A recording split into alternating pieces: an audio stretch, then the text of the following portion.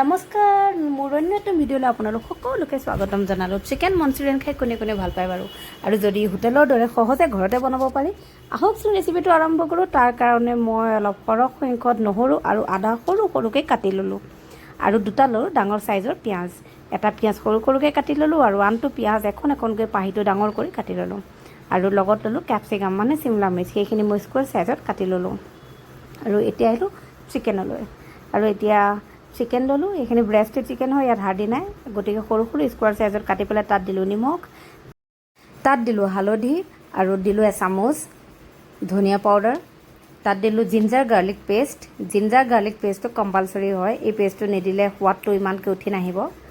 আৰু দিলোঁ নেমু ৰস, আৰু ধুনীয়াকৈ গোটেইখিনি মেৰিনেট কৰি ল'ম, মানে 10 মিনিটৰ কাৰণে। তাৰপিছত তাত দিম মই কৰ্ণফ্লাৱাৰ। কৰ্ণফ্লাৱাৰ দিলে যেতিয়া চিকেনটো আমি ফ্ৰাই কৰিম তেতিয়া চিকেনটো আমাৰ ক্ৰাঞ্চি হৈ দিব। ফ্ৰেঞ্চ ফ্ৰাইজ বনালেও কৰ্ণফ্লাৱাৰ ইউজ কৰিব পাৰি, বহু ক্ষেত্ৰত ইউজ হয়। আৰু চচৰ কাৰণে ল'লোঁ 2 চামুচতকৈ বেছি চয়া চচ, তাত দিলোঁ গ্ৰীণ চিলি চচ, অলপ দিলোঁ ভিনেগাৰ, আৰু তাত ঢালি দিলোঁ অলপ টমেটো কেটচাপ মানে টমেটো চচ।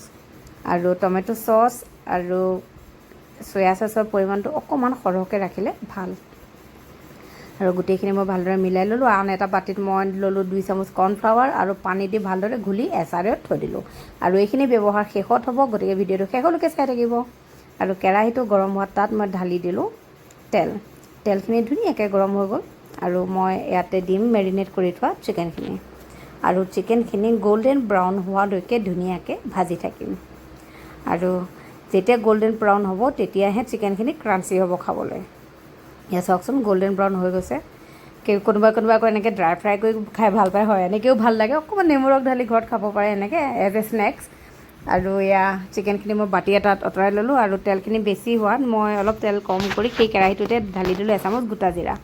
গোটা জিৰাখিনি ফুটি অহা তাত মই আদা নহৰুখিনি দি দিলোঁ কাটি লোৱা, আৰু এইখিনি অকণমান গল্ডেন ব্ৰাউন হওঁতে ইয়াত মই ঢালি দিলোঁ পিঁয়াজ আৰু কেপচিকামখিনি, আৰু এইখিনি মই ভালদৰে লৰাই ল'লোঁ। এইখিনি বেছি নহয়, অতি বেছি 1 মিনিটৰ কাৰণে আমি ভাজি ল'ম। আৰু এয়া ভাজি লওঁতে অকণমান কালাৰটো চেঞ্জ হোৱা যেন লাগিছে, আৰু তেতিয়াই মই তাত ঢালি দিম ফ্ৰাই কৰি লোৱা চিকেনখিনি। আৰু চিকেনখিনি কমচে কম 2 মিনিটৰ কাৰণে মই ভালদৰে ভাজি ল'ম। ইয়াত ঢালি দিলোঁ চিকেনখিনি, আৰু এনেকৈ শুকানে খায়ো ভাল লাগে। এটা ভিডিঅ'তে কমচে কম 2-3টা ৰেচিপি আমাৰ ওলাই যায়। আৰু এয়া ভালদৰে ভাজি লোৱা তাত মই এয়া চয়া চচখিনি দি দিলোঁ, যিখিনি মই ভালদৰে মিলাই থৈ দিছিলোঁ। আৰু চয়া চচখিনি মিলাই ভালদৰে কমচে কম 10 মিনিটৰ কাৰণে মই ধুনীয়াকৈ ভাজি ল'ম। আৰু ইয়াত মই অলপ ঢালি দিম এচামুচ ৰেড চিলি পাউডাৰ।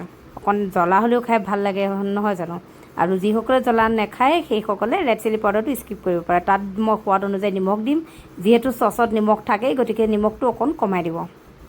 আৰু ভালদৰে মই গোটেইখিনি লৰাই ল'লোঁ, আৰু ইয়াত মই ঢালি দিলোঁ পানী। যিহেতু মই গ্ৰেভি চিকেন মঞ্চুৰিয়ান বনাম, গতিকে পানী অলপ মই সৰহকৈ দিছোঁ। আৰু যিসকলে মঞ্চুৰিয়ান ভাল নাপায় স্কিপ কৰিব পাৰে। ইয়াত মই কৰ্ণফ্লাৱাৰখিনি দিলোঁ, যিখিনি মই পানীত ঘুলি থৈছিলোঁ। এই কৰ্ণফ্লাৱাৰখিনি দিলে ডাঠ হৈ উঠে, যেনেকৈ যিকোনো চুপ বনালেও যদি কৰ্ণফ্লাৱাৰৰ পানীটো দিয়া যায় সেই গ্ৰেভিটো ডাঠ হৈ যায়। আৰু এয়া চাওকচোন 15 মিনিটৰ পিছতে মোৰ চিকেন মঞ্চুৰিয়ান ফাইনেলি ৰেডি হৈ গ'ল। আৰু যদি ভিডিঅ'টো ভাল লাগিছে লাইক কৰিব।